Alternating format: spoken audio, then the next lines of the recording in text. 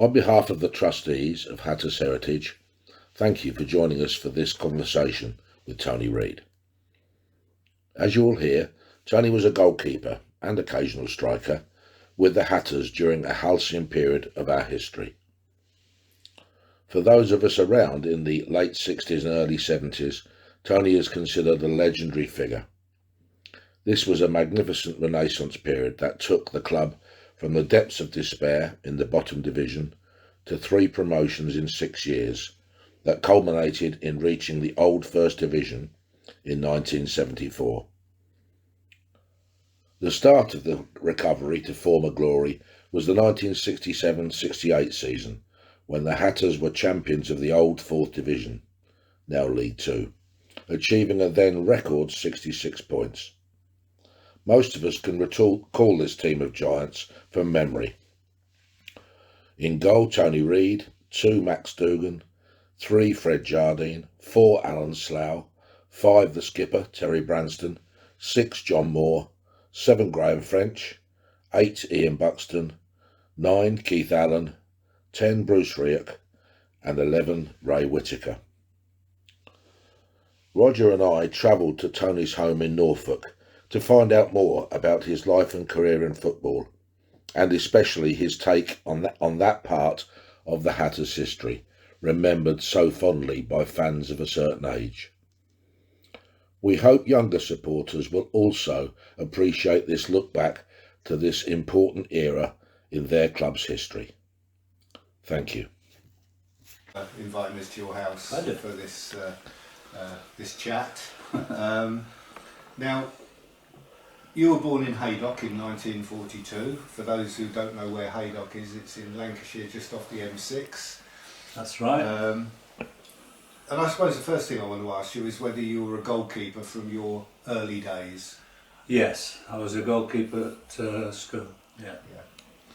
But I've got it written down. Well, let's put it this way: I did wear a green jumper. My teammates didn't have the same opinion as me. You had trials with Wolves and Liverpool when you were young. Yeah. How did that come about? They were, the scouts were watching the team that I played for, which was a works team. Yeah. And they took Roy Wellesby, who was a centre half, and me down to Liverpool. I remember Chris Lawler was in the youth team then. Yeah. And Callaghan. Yeah. Yeah, they were in the team. Yeah.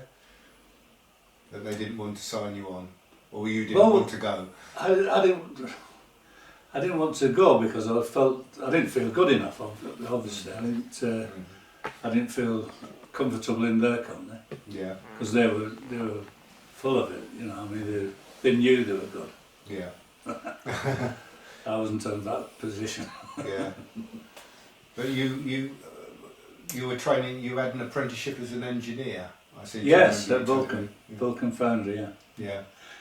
And while I was there, I went from the works team to Crompton's Rex in the Lancashire combination. Yeah. That Wigan Athletic were in there, and they were in the First Division. And it was there that Sheffield Wednesday spotted me and took me from Crompton's to Sheffield Wednesday as a youth. Well, it is a youth team now. Yeah. You were still only a teenager then, weren't you? Oh yeah. Yeah. You were still only a teenager. Of course, Sheffield Wednesday were a top side at the time. They were brilliant. The first team was second. The Central League team was top. The Yorkshire League team was top, and the youth team was second. Yeah. And they let Harry Catterick go to Everton, and that was the start of their downfall. Yeah. Yeah, no, I can remember them finishing runners up to Tottenham in the season that Tottenham won the double. Yeah. I can remember. They're a brilliant side. I mean, that was a team with Peter Swan and Tony Kay and Bronco Lane. Yeah.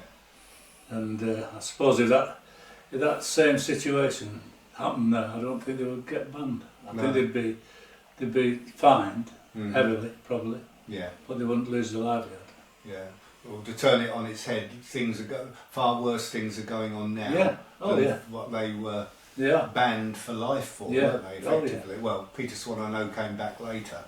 But it's never the same. Oh no, he was too old, wasn't he? I don't think Nigel Benn Jr. will be the same No. either, talking about a different sport and up to date. Yeah. Yeah. Yeah. But Sheffield Wednesday had Ron Springett, the England goalkeeper, playing there, and he was remarkably consistent and injury-free, wasn't he? He's brilliant. Yeah. He wasn't a big goalkeeper, he was under 6 foot, but he was a brilliant goalkeeper. Yeah. Well, he's England goalkeeper. Yeah. Yeah. So. Did you learn from him? Or was he approachable? Oh yeah, yeah, Mm-hmm. yeah. There was and Roy McLaren was a Central League goalkeeper. Yeah. And yeah, we were all quite congenial, if you like. Yeah. Yeah. Yeah. But you couldn't see yourself getting into the first team at Hillsborough? No. No, definitely not. No. So you decided to move on to Peterborough in May '64.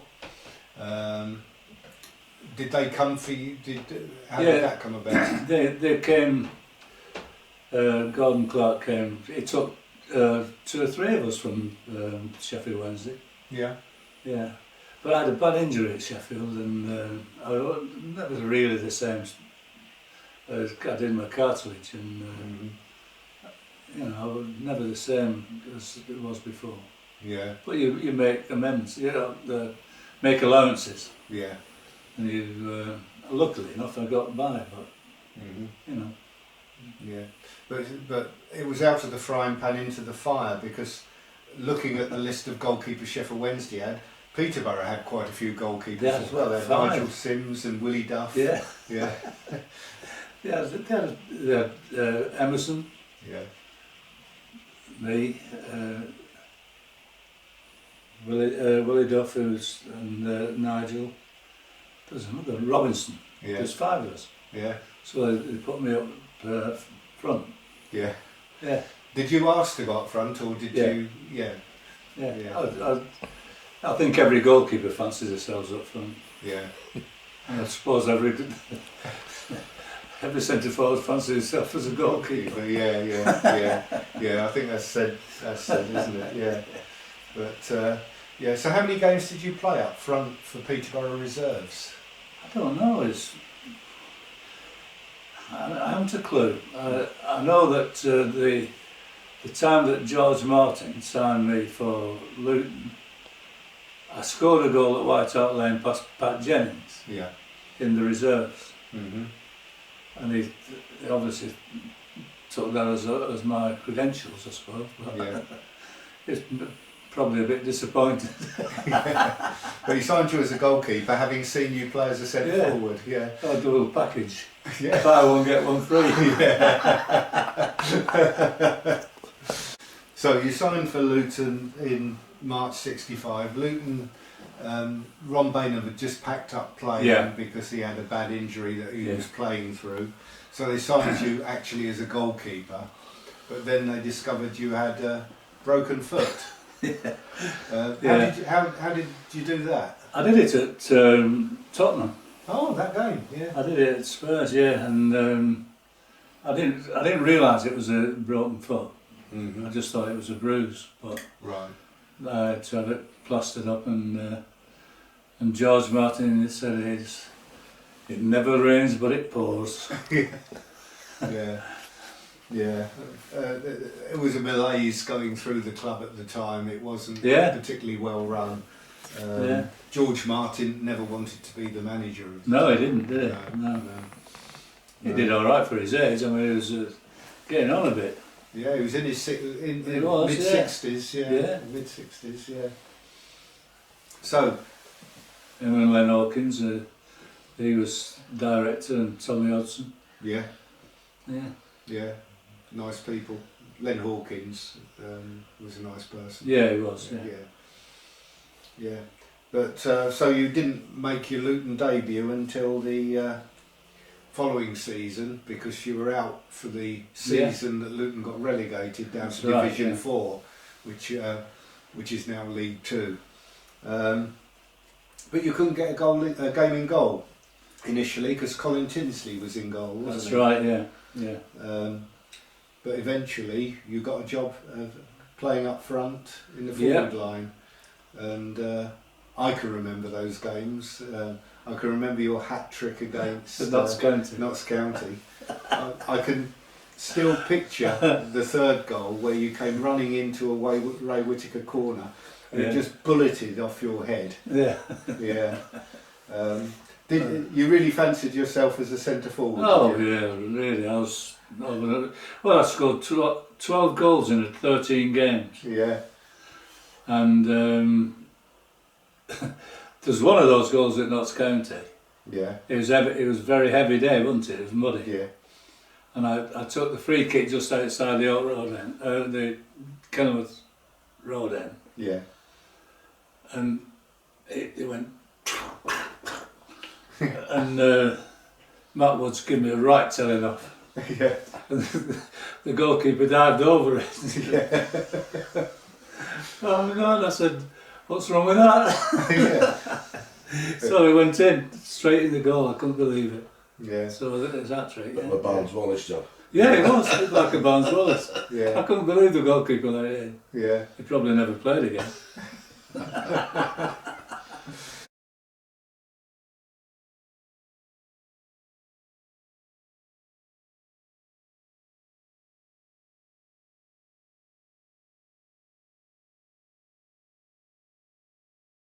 Yeah, but no. Well, you played up front with John O'Rourke and Yeah, he was a good player. yeah, and Matt Woods at centre half, and Yeah. John Moore, of course. Graham French. Yeah, yeah. We'll come on to Frenchie later. Yeah. Yeah. But no, we almost by the end of the season you were number one in goal. Mm. You know, the last 7 or 8 games you played in goal of that season.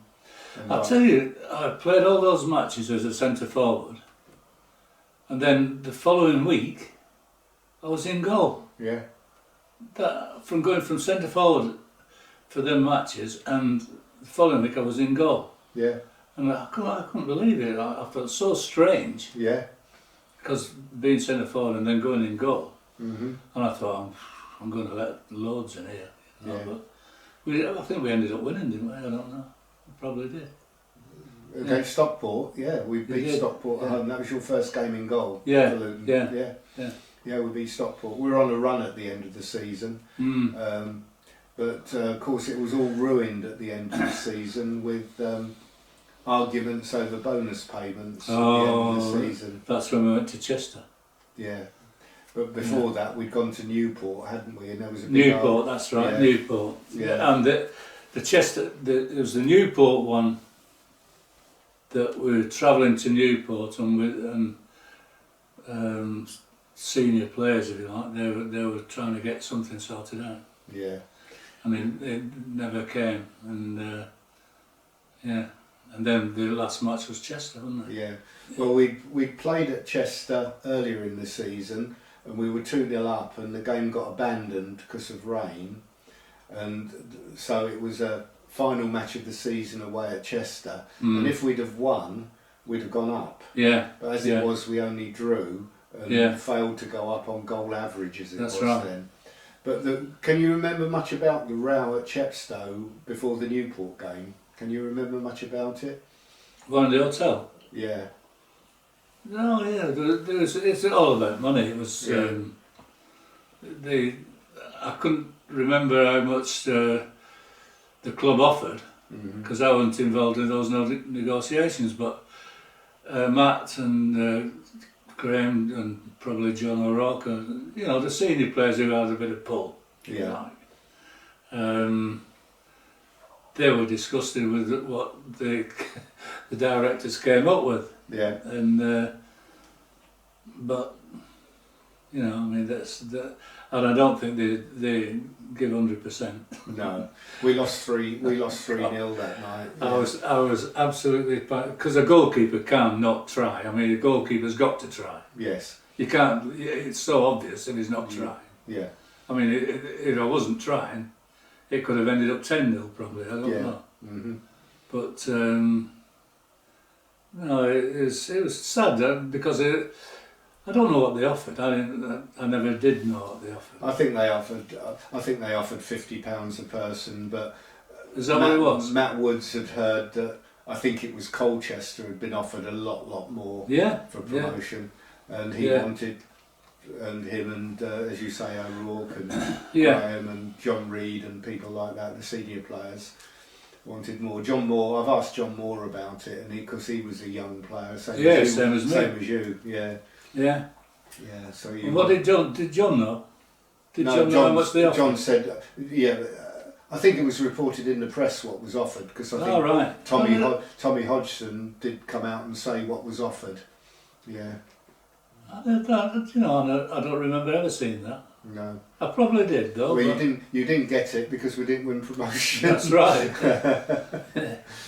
Yeah. That's news to me, but I probably, looking back, I should have really expected to know. Yes. Yeah. But the following season, with the senior players all got rid of, Matt Woods went to Stockport and John Reed went and John O'Rourke went to Middlesbrough. Yeah. So we were left with the rest plus a lot of youngsters. So, Bruce Rioch and Alan Slough were coming through, but they weren't the seasoned professionals then, were they? No. They're good players though. Yeah. Oh yeah. But in that 66-67 season, you actually played a couple of games as an emergency striker as well as goalkeeper for most of the season, but then emergency striker over Easter 1967. Yeah. So imagine today, because goalkeepers are expected to have good distribution, aren't they? Yeah. So you'd have had good distribution because of your days as a centre forward. Imagine how much you'd be worth today. Yeah. If I did what the goalkeepers do today, Alan Brown, George Martin, Alex Stocks would go absolutely crazy. Yeah. Yeah. They wouldn't. They'd get it back up the field, Yeah. I mean, every weekend there's some goalkeeper or other put his foot in it. Yeah. Giving the goal away. Yeah. Oh yeah. There's a lot of these teams like to play out from the back, don't they? Yeah. And they get them. If they're not good footballers, they get themselves in trouble. Yeah. That's right. Yeah. But no, your distribution would have, was excellent because of that. I don't know. Yeah. But the 66-67 season where we finished 8th bottom wasn't a great season, but by that time Alan Brown had come in as manager and he started to rebuild the side. Yeah. And I can remember you telling me at our interview 20 odd years ago that you always thought, although you liked Alan Brown and thought he was a great manager, you always thought he was trying to look for a Scottish goalkeeper to take over from you. He tried about 3, I think. Yeah. Yeah. It's a sad bit of an irony, isn't it? No. I've got this. They couldn't catch a cross. There was bad on crosses, Scottish goalkeepers. Yeah. Billy Taylor. Yeah. Bill Taylor. Yeah. Swan. Yeah. He was Scottish. Yeah. Bill was he was a decent player. He was a goalkeeper. Yeah. Oh no, I've got a list here, to tell you of all the goalkeepers that you saw off in your time at Luton. You saw off Colin Tinsley, George Ramage, Ron Swan. George was a Scottish goalkeeper as well. Yeah. Billy Taylor, Sandy Davey. Oh, and another one. Yeah. Alan Starling wasn't Scottish. No, he was English. He was Luton. He was from Luton. He was. Yeah. And then finally Keith Barber.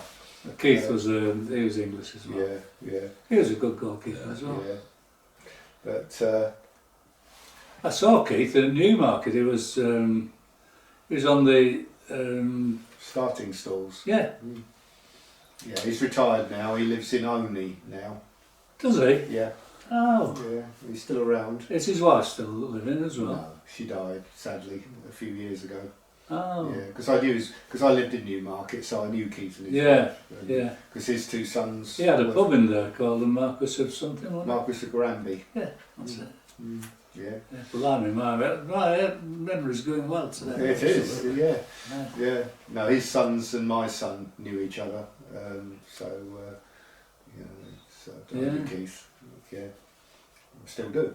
I still speak to him. Well, you have to tell him you're speaking to him. I will, absolutely. I will do, yeah. But Alan Brown built a side up in 67, 68. Andy and I have already related the team to you. Reed Dugan, Jardine, Slough, Branston, Moore, French, Buxton, Allen, Riot, Whittaker. Or Harrison. No, that was after. Oh, okay. Yeah. What made that team click, do you think, Tony? I don't know. Alan had a good way of getting the best out of the players. Mm-hmm. His methods of getting us to perform was, good and professional, really. Yeah. And it was, I think that's probably his best attribute. Yeah. Yeah. But the side was very few injuries that season. The side was consistent. Well, that would be when Slowey and Bruce was coming through, wouldn't it? Yes. Yeah. And Terry Branston at centre half. Terry, yeah. He was a good old boy. He was. Yeah. I used to have many an argument with him. Did you? Did you? Oh yeah. Over what? Well, during the match. Oh, during the match. Yeah. Positions and doing what I should do and what I shouldn't. Yeah. And him doing the same. Yeah. My memory of Terry Branston was that I always, as a kid, I used to get autographs, and I used to go around the back of the main stand, and within 20 minutes of the full-time whistle, he was in there having a drink. Well, a pint or a whiskey or something. Yeah. But he always struck me as a real tough character. Oh yeah, he was. Yeah. Was he a good captain, Sam? Yeah, he was a good captain. Yeah. Yeah. I think we had a good setup there. Everybody enjoyed playing. Everybody enjoyed it, and they looked forward to the next match, whoever it was. Yeah. That's a good thing, isn't it? Yeah. Well, for people Andy and I's generation, it's the first time we saw Luton actually win something.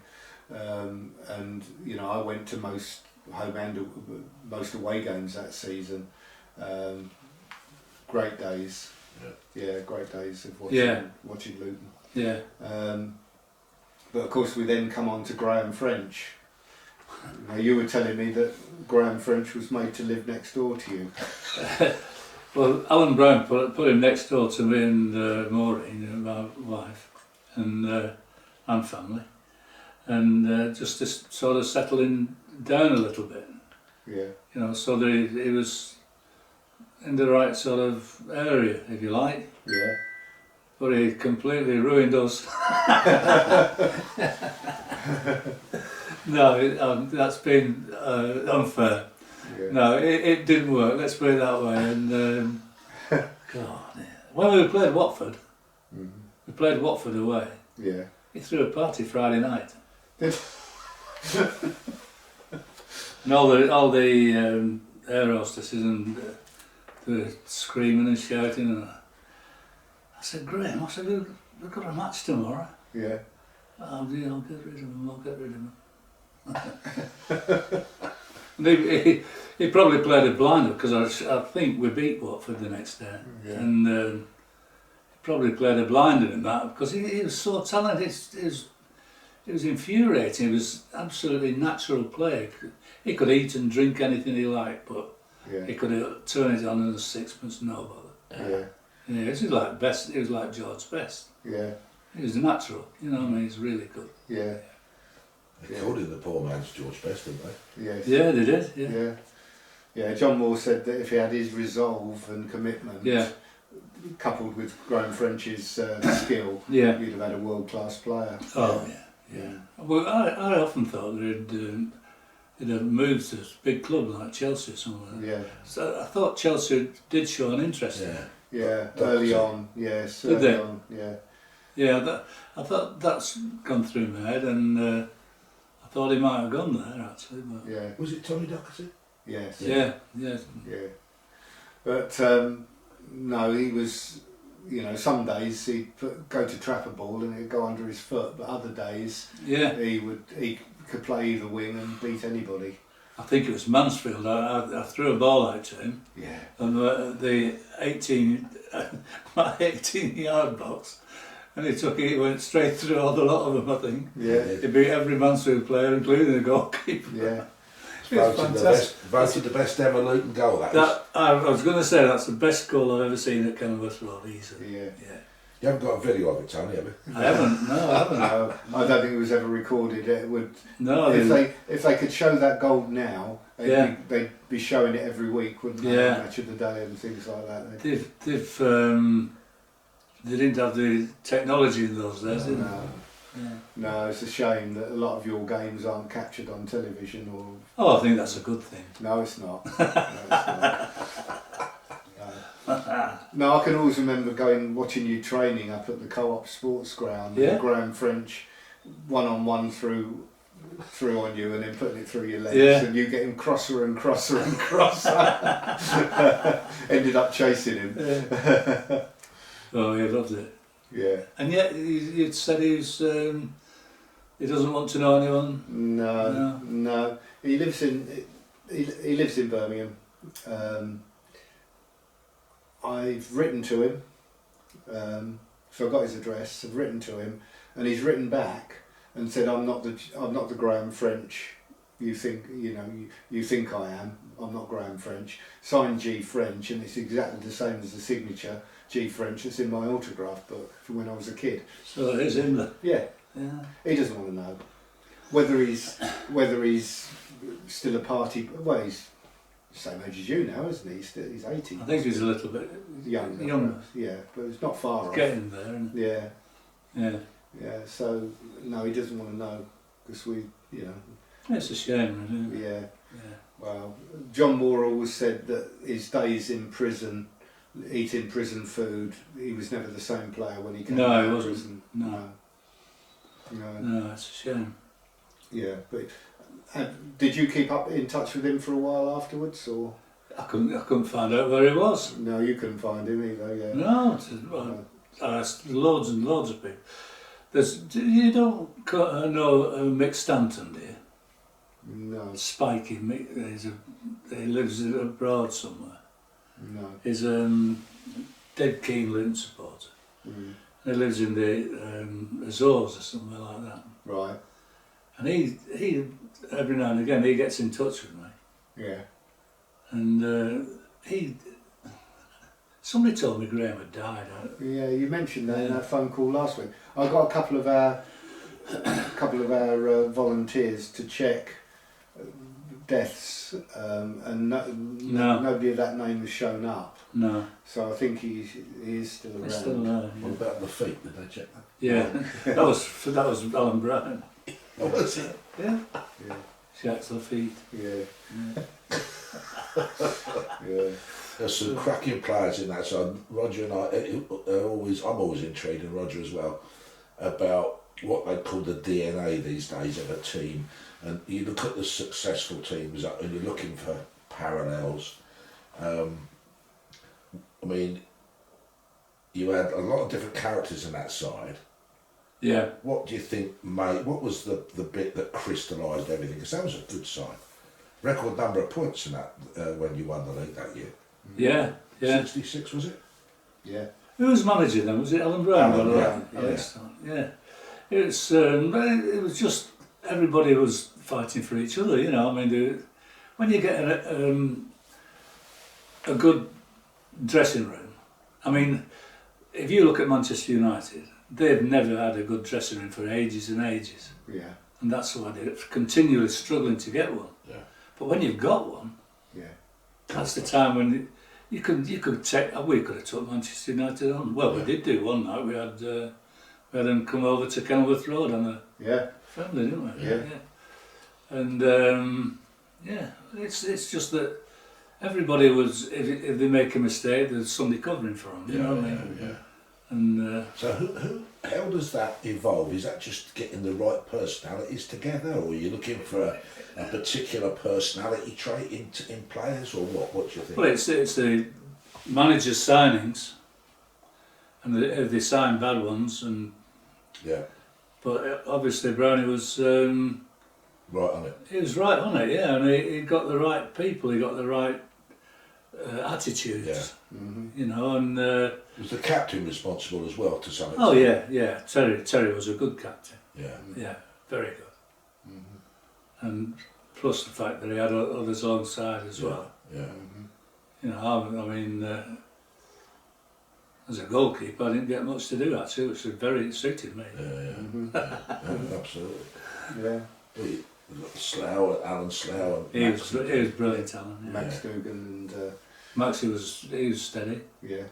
Yeah, Freddie Jardine. Freddie was good. Yeah, it's no, that's what I would say that for that. Yeah. It's funny because you see that now. I think Mick Harfer's in charge of recruitment, but you read bits about they're always looking. I think Shankly used to do this, and they always used to go and talk to people who knew the person, not the player, the person. Yeah. And you know, making sure there were no bad apples in the barrel. That's right. And they do that now. I think they're quite strict on that now. Yeah, and you can see it does matter. You can see it on the team. You can see it on the park, as you say, running for each other. Yeah. And I mean, Alex Ferguson did that. Yeah. And his dressing room was brilliant. Yeah. Yeah. You know. Yeah. Total respect for the players, and well, most of them anyway. I mean, I watched the match last night, and they're getting there. They're fighting for each other there now. Yeah. And Ronaldo walking off, I mean, it doesn't seem to matter as much really, because I think he's at it now. He's at the end, if he dare say that. You don't want too many prima donnas in the side, that's for sure. You don't want any really. I mean, no. they all have the lifespan. Yeah. Well, certainly the 67, 68 side didn't have any prima donnas, did it? No, not at all. No. It was a good time. We loved it. Yeah. But I was looking through the record books, and there was one game, and I'd forgotten all about it, but you actually came on as a sub, as a forward, on Boxing Day at home to Bradford Park Avenue. Yeah. Because Billy Taylor had taken over in goal for about 3 games, I think. Oh yeah. And you were obviously named as sub because you could do both jobs. Yeah. There was only one sub then. And you came on as sub for Billy McDermott against Bradford. I'd forgotten about that. Yeah. I was at that game. I remember Bradford. Always the Christmas game. Yeah. No, I just remember that well. But you keep in touch with Max Dugan now, still? Yeah, I do. Yeah, it's him and Diane. Yeah. And Max is not all that good. He has a little bit of a problem, but you know, he loves seeing players or talking to players. Yeah. Yeah.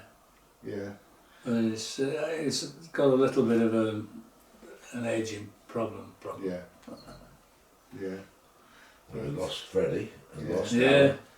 Yeah. Matt Tees lost a lot. Yeah, Ian Buxton. Ray Whittaker still lives in Spain, so I understand. Does he? Yeah. I didn't know he'd moved to Spain. Yeah, he retired to Spain. After he finished work, he retired to Spain. Ah. Yeah. And John O'Rourke died, didn't he? Yes, he did. Yeah. Bruce Rioch's still around. Yeah.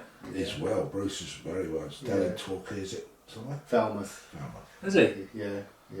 He's coming up because the treasurer of Hattis Heritage, I don't know whether it's his grandson, his sons-in-law. It's to do with the Rioch family. Son's father. Anyway. Yeah. Son's father-in-law. Yeah. So he comes up every so often, and so he's promised us an interview. So I'll be mentioning we've seen you. He was a good player as well, wasn't he? Oh yeah, he's a good player. Hell of a left foot. He Yeah. could scream them in, couldn't he? Yeah. I remember the Halifax away. I think that's where we won promotion. Yes. Was it 1-0? Yes. Yeah. And the headlines of the Sunday Express one, national paper, the back page was "Hats off to Luton, they're going up," or something like that. Yeah. And Bruce scored another 35-yarder. Yeah. I reckon I played in that game. Yeah, you would. Yeah. You did. You played in virtually all those games that season. Yeah, you did. I was there at Halifax that game. Yeah. Because I remember I think I was about 16, and Ian Buxton bought me a pint in the club supporters club bar afterwards. I wasn't old enough to drink, but he bought me a pint anyway, which I drank. Yeah. Yeah. So you wouldn't say that was a flamboyant side, would you? I mean, if you look at Keith Allen, big No, he wasn't flamboyant really, was he? Ian Buxton He was a worker. Yeah. He was a worker. Yeah. Yeah. Ray was good. He was, you know, in terms of his trickery touches, as a didn't winner. he? Yeah. And Frenchie, of course, could be fantastic or not turn up. Yeah. But it was, so there was something about the chemistry of that side and the makeup. You had a bit of flair, but a lot of hard workers as well, didn't you? Yeah. Yeah. But with Graham, everybody used to protect Graham French, didn't they? Yeah. You know, because he was a nice bloke, wasn't he? From what He I was very understand. nice, yeah. He just got in with the wrong people. Yeah, he had a bit of a gambling problem, I think. Mm-hmm. And he did me a favour actually. Once he had a greyhound, and he kept it in his garage next door, and it bit its way through this garage door. Right. There was a great big hole in the garage door. And he said, Jack's running tonight at Skin Pot. He said, put it as much as you got, put it on it. So I thought, all right, I didn't go mad. I probably put 25 quid on it. So and it won easy. Mm-hmm. It won no problem. I thought, it's feeding it on garage doors, that's why. It's spitting splinters as it went. I couldn't believe it. Bloody hell. Did he used to take it into the ground and put it in the gym or something, his greyhound? Oh, I never seen him do that. Yeah, I think John Moore mentioned that. Yeah, did he?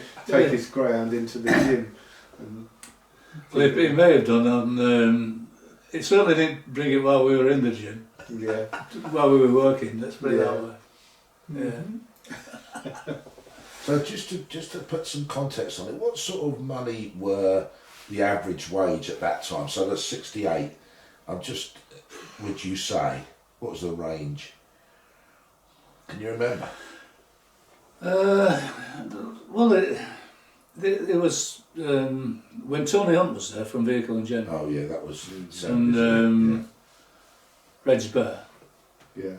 They were giving us bonuses for taking the ball on the pitch. Yeah.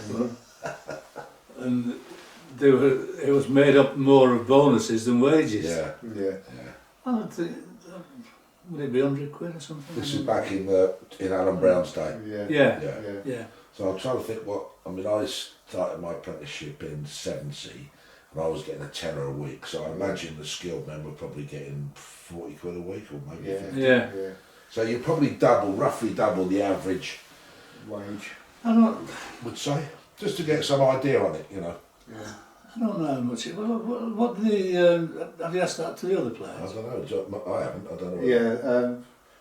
Well, the trouble is with Ron and Ron. Oh, really? They were before. You know, there was a maximum wage. Wasn't there? Yeah. That was 20 quid. Yeah. That was 20 quid on when I was at Sheffield. That was. Yeah. Yeah, but I mean, I'm talking about Luton when it was. Yeah. Yeah. Tony Hunt. I can't remember. It was. I thought £100 was a lot of money. Yeah, it was. But the lads in Vauxhall weren't far behind us. Well, I reckon they might have been half of that. Yeah. Yeah, Right. maybe a bit more with overtime, maybe a bit less with overtime. Yeah. I can't really remember, but Yeah. I know I started on a tenner as an apprentice at 16. So you think, well, the men have got to be on 40 or 50, haven't they? Yeah. If you've got a family and all Was that. that at Vauxhall? Yeah, Oh, right. So. and they were quite good players.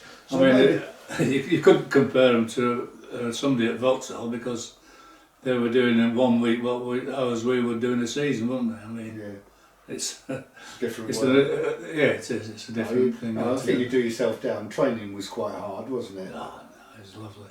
Yeah. Yeah. So pre-season was. That was hard Yeah. because you're coming back after doing nothing really. Yeah. But we would run over Warden Hills. They had Yeah. Warden Hills. Yeah. And I had and a little sly route that I could take out, just to cut a little bit off. Yeah. Via the golf club. Yeah. And I got caught out. Jimmy Andrews caught me out one more. Yeah. Dear. Yeah, he caught me out, and I had to go back training, run me. Yeah. God, yeah. That was Alex Stock's time, wasn't it? Jimmy? Yeah, Alex Jimmy Stock. Andrews. Yeah, he was a lovely bloke. Yeah. Yeah, I suppose he's dead now. Yes. Yes. Yeah. Yeah. Yeah, he was a great lad, he was. Yeah. But yeah, once we won promotion, then, you know, Alan Brown brought in Sandy Davey just before he departed, and Sandy Davey played a few games, but you eventually won your spot back, didn't you? Mm. So I often remember signing a Scottish goalkeeper, Yeah. and he put him in the first team in a practice match. And the first cross that came over, he went out for it and missed it. Yeah. I went, "Roar!" And the next ball coming into my, I went, goalkeeper's ball, thank you. I rubbed it into him there. And, I should have had some sort of penalty for doing that, isn't it? Yeah. Because it's big-headed, really, it was, but... Oh no, Banter with it a bit. there was nothing. Yeah, I don't know why Alan Brown persisted in thinking Yeah, it's funny, isn't it? he could do better when he obviously couldn't, because you were a regular goalkeeper for so many years. Yeah, It's a Scottish thing. Yeah. yeah, it was. The Scottish goalkeepers were regarded. Those They guys were, were weren't regarded they? as a joke. Every weren't one they? of them, yeah. Yeah. Even if they could go out and catch a cross, they didn't get credited with it. No. No. He probably wanted to put right what he saw as a wrong, perhaps prove people wrong or something. Yeah, yeah. Yeah. And do you still keep in touch with any of the others apart from Max Dougal? No, I don't. I've, well, there's not many of them left. No. No. Keith Allen still lives on the Isle of Wight. Yeah. Yeah. Bruce works in what the Falmouth, Yeah. as you said. I would have, I'd have visited Keith. I went across to the Isle of Wight, Yeah. and I would have visited him, actually, if I'd have known it was over there. Yeah. No, he's been back to the club in. Now I'm trying to think when that was. That would have been the 100. No, it wasn't 100 years at Kenilworth Road. I think it was the one after that when we had our 125th anniversary. Of the club, yeah. Again, you'd have been invited to that, but I think you were golfing as well for that. Yeah, I was away somewhere. Yeah, but Keith Allen came back for that. Yeah, So I've seen him in relatively recent times. yeah. But I don't know whether what happened to the ones after 67, 68. People like Sandy Davey, I don't know. I think he went to Australia, didn't he? Did he? Yeah, I think so. Oh, Yeah. he was a nice bloke, he was. Yeah. Yeah. Who were the other players then? So after that season, we were 2 years in the third division, weren't we? Yes. And then got promoted again. Yeah. Well, we had Matt in the second promotion season. There were players. Yeah, we went up from the fourth, the third, and got to the second. Yes. Yeah. And we nearly got one Yeah. promotion from the second. If it hadn't been for Vehicle and General going out of business, we Yeah. Oh, Peter Anderson. Peter Anderson, good son. You'll have to Oh, yeah, edit that bit out. Yeah. I've been in touch with him, but that was ages ago. He was in America. Yes, he came over. He came over 2 or 3 years ago, but just before COVID, Yeah. and he wanted to meet up with a couple of his old friends. He wanted to meet up with David Court. David Coates, I met up with him as well. Yeah, and he wanted to meet up with Ken Goodeve and Alan Garner. Yeah, well, Alan Garner died recently. Yeah. Yeah. did Ken Goodeve? No, Ken Goodeve. He's still there. He lives in near Bedford. Bedford. Yeah. Yeah. Yeah. Well, David lives in Brockman's Park. Yeah. Yeah. Yeah. Yeah. He just And lost. his wife's now a minister Is in the she? church. Oh, I didn't know. Merrill. Yeah. Oh, right. Yeah. Now, David had just lost his job at Arsenal, literally that week. He'd been at Arsenal for years as a youth team. Yeah, and he just lost his job. When was that? 3-4 years ago, just before COVID it was. Ah, yeah, because it was probably 2 years before COVID I last saw him, and yeah, I didn't. He was still working for Arsenal. Yeah. No, it was literally that week he'd lost his job. Yeah, he came back to the club, and Peter Anderson still looks Sick. young, doesn't he? Yeah, yeah. Yeah, it makes you sick. Yeah. Who were the others in that side that Tony would have played for? My mind's... What, in 69, 70? Well, Yeah. Malcolm MacDonald. Malcolm, yeah. He Yeah. was there. Yeah. Old Stocky put me next to him in a sprint. Did he? He gave me a 25-yard start. And he still beat you, did he? Yeah. He was quick, like, by heaven, he was quick. I said he'll never beat me from 25-yard start. So everybody was right when they said I was ever so slow. Yeah. Oh, Malcolm MacDonald was ever so quick. Yeah. Let's say Malcolm MacDonald Yeah, was ever so quick. Sounds better, doesn't it? Yeah, it does, yeah.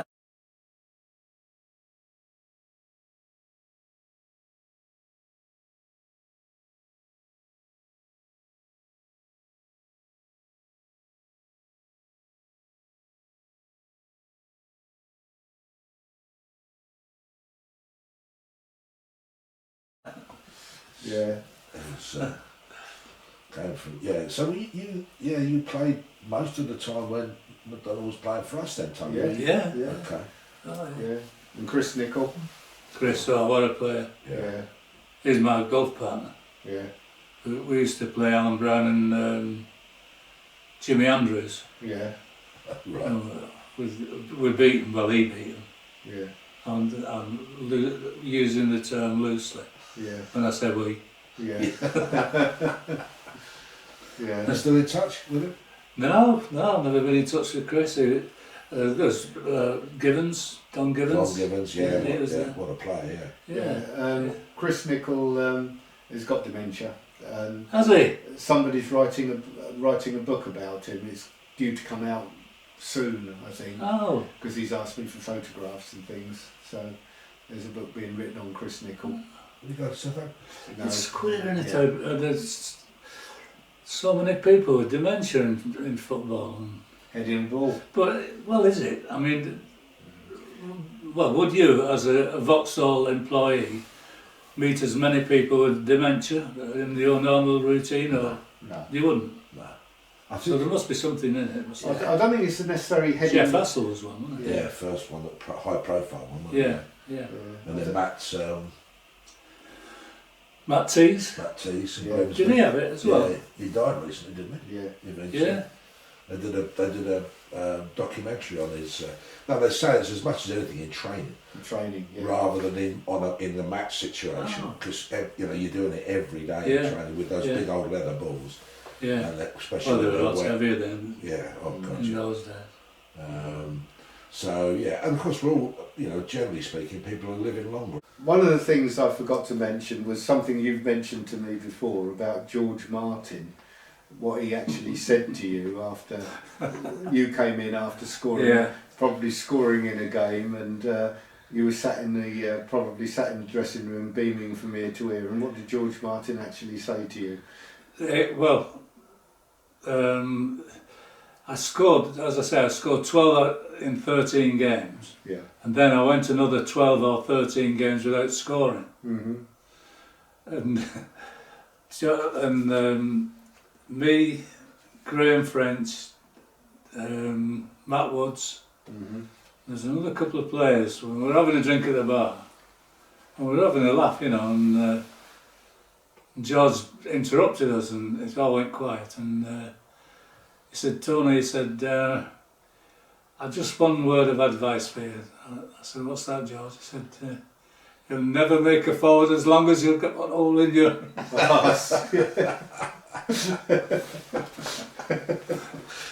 And with that, I got showered with the blooming drink off Frenchie and they busted out laughing and oh God. But there you go, and as I say, it was next week I was back in goal again. Yeah. Yeah. But yeah, we were talking about the 69-70 promotion season. Yeah. With Malcolm MacDonald and Chris Nichol and Matt Tees up front. Yeah. Again, another good side, this time under Alex Stock. How did you get on with Alex Stock? Brilliant. Yeah. Absolutely brilliant. Mm-hmm. He was so funny. Mm-hmm. He knew when to be funny, when to be serious. Yeah. And I loved him, he was great. Yeah. Everybody did, every player loved him. Yeah. Yeah. Yeah. Wasn't he an officer in the guards during the war or something? He was, yeah, I think so, he was. Tank regiment. Yeah. Yeah. He talked ever so posh, didn't he? Yeah. Yeah. Did anybody take the mickey out of him because? Oh he no, talked- no, no, no. no, I don't. He came to my 50th or 70th,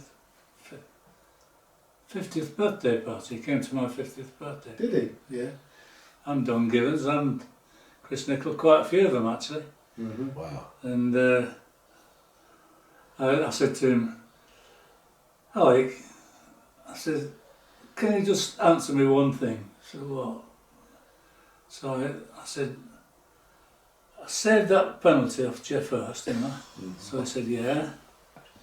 I said, and the following week, I went to Preston and saved another one. Yeah. The following week, yeah. Why did you drop me? So I said, I don't bloody know why I dropped you. He said, can't you not let it drop?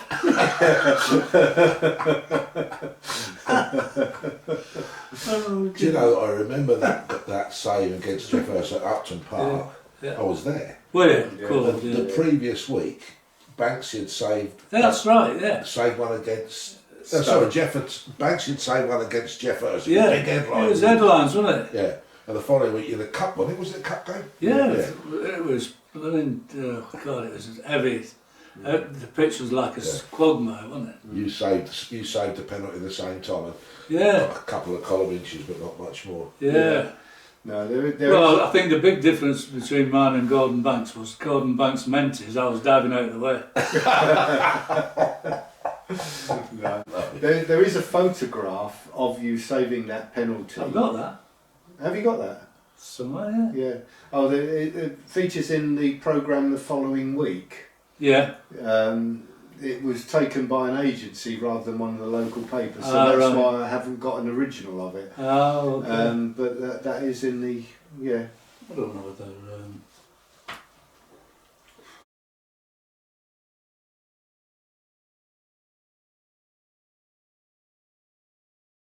It'll be on the Hatteras. If you look at the programme, I think it's Queen's Park Rangers was the next home game.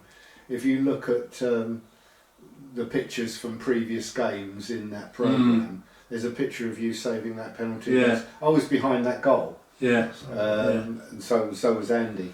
We were behind that goal. I remember you saving it. Because actually, we lost 2-1.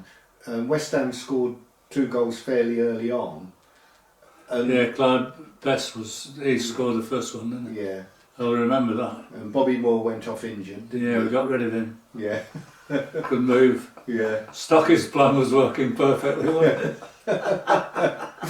Yeah. And and then Don Givens scored. I think it was Don Givens. And We come back into it, didn't we? yeah, we were unlucky not to get an equaliser. Yeah, we were. Yeah. Yeah, I remember that. Yeah. Clyde Best, was it Clyde Best? Yeah. Clyde He was voted the oldest looking teenager. Was he? Yeah. He looked like Duke Ellington at 16. Yeah. Yeah. He was effective, I suppose. Oh, he was a wasn't good he? player. Yeah. Well, he was a handful, he was. Yeah. Uh, Yeah. Yeah, without a doubt, yeah.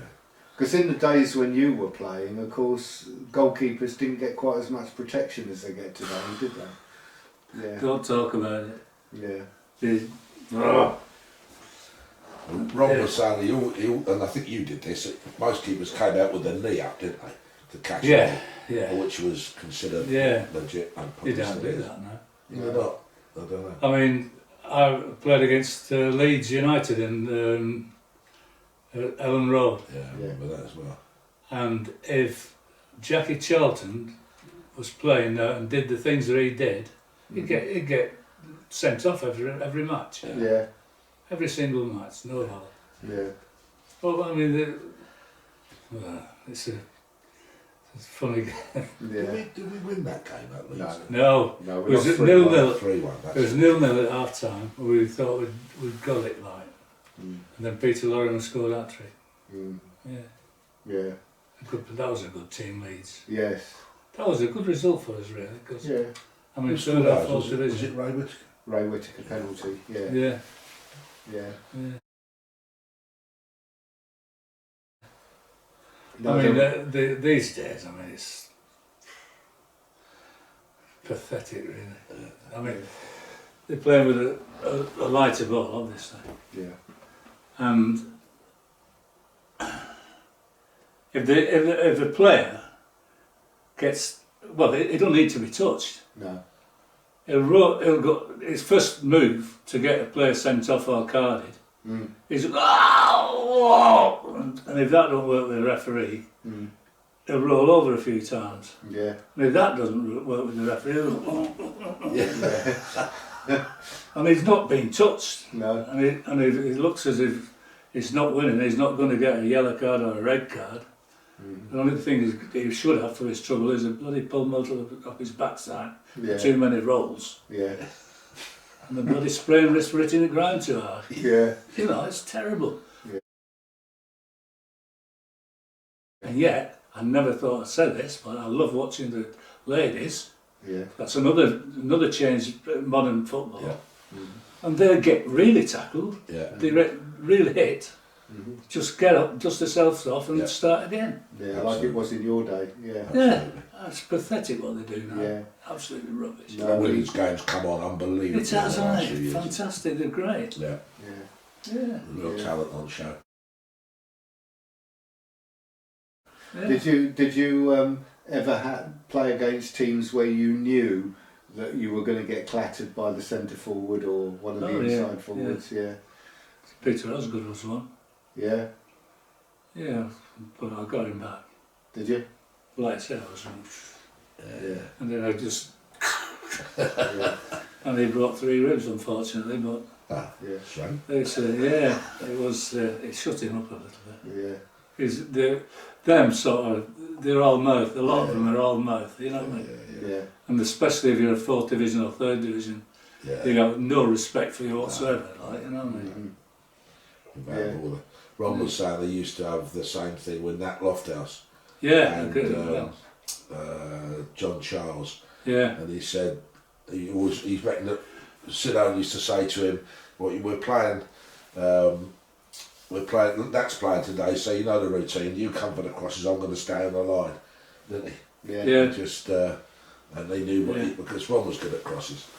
Well, I played against Tony Aitley, Yeah, he's a big lad, isn't and I went out for a cross, and it was about, yeah, it's in from about 3 foot higher than my hands. he? Straight in. I thought, oh God, Yeah. I didn't know where he come from. It was massive. Yeah. Yeah. Things that they got on there. Set Meyer ones. Yeah. They'd only just come out when I was Yeah. finishing, you know. Yeah.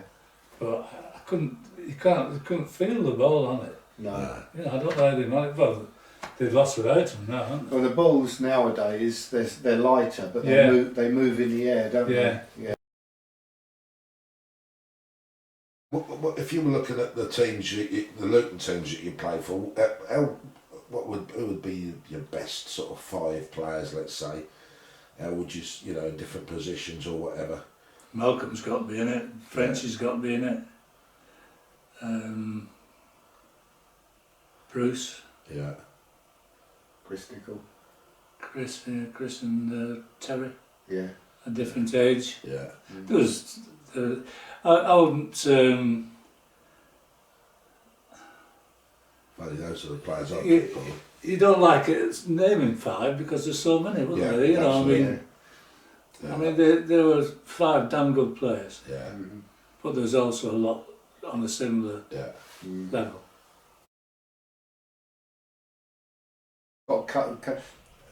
Both Millwall and Cambridge United wanted to sign you, but you decided not. You didn't want to. No, I didn't. No.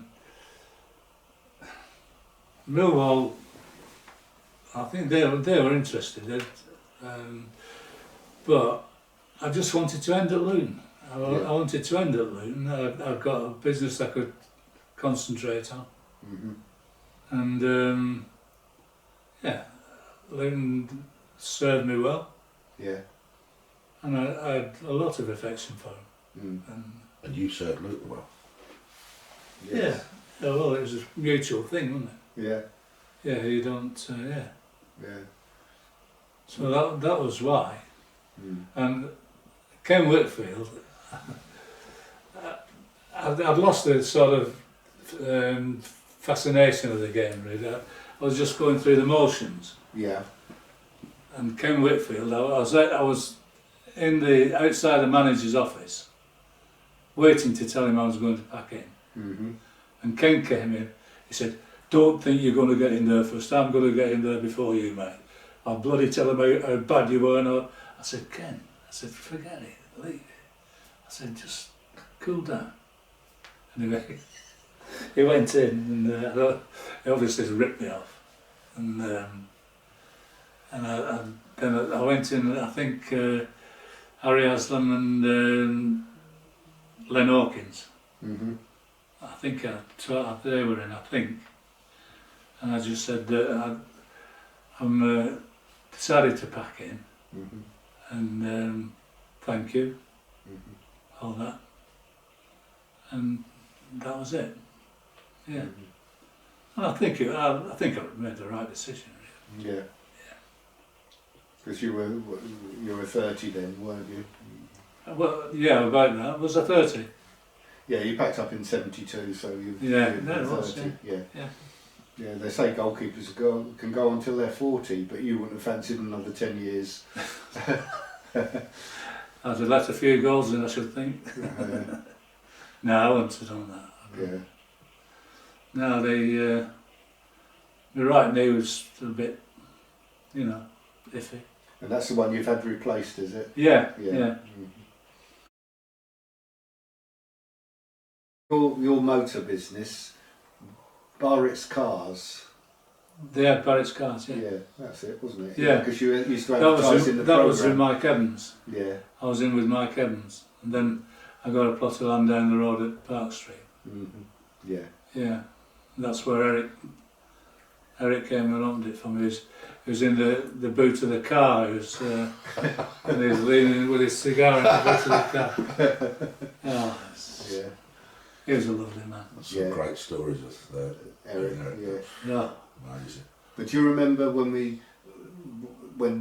we used to go to away games and they ran the special trains and the players were on there and the directors and the supporters obviously further down the train, but Eric used to come walking down the train backwards and forwards doing his tricks, the paper bag. Oh, he used to love it. He used to love being with the players. Yeah. On the back of the coach. Yeah. Yeah. He was a real true supporter. Yeah. As well as a director, obviously. Yeah. Yes. And an all-round good guy, I think, when he just he was brilliant. get involved. I remember the trains up to Bolton and Manchester City. Yeah. Yeah. The trains were good, weren't they? Yeah. It was 25 shillings return wherever you went, or £1.25 wherever you went. Yeah. Was it? Yeah. Yeah. Yeah. £1.25, yeah. In context though, I was earning a tenner a week as a Yeah, well, Yeah. there you go. But there's always the story about playing at Bury, and you'd been in that game, where Graham French arrived at the platform. He'd been out partying all night, arrived at the platform, and they hid him under coats on the train to sober him up, and he played a blinder. At Bury. Yeah, he played a blinder. Oh God.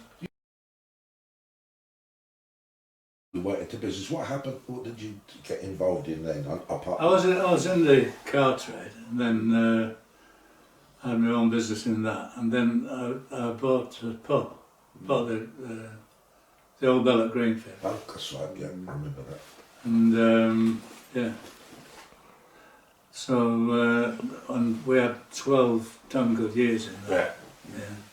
I moved in there in 1976. Mm-hmm. That was the hot summer. Yeah, it was. And Malcolm MacDonald, all the players came to open it for me. Yeah. Did they? Yeah. Yeah, it was. It was packed out. I couldn't get enough beer.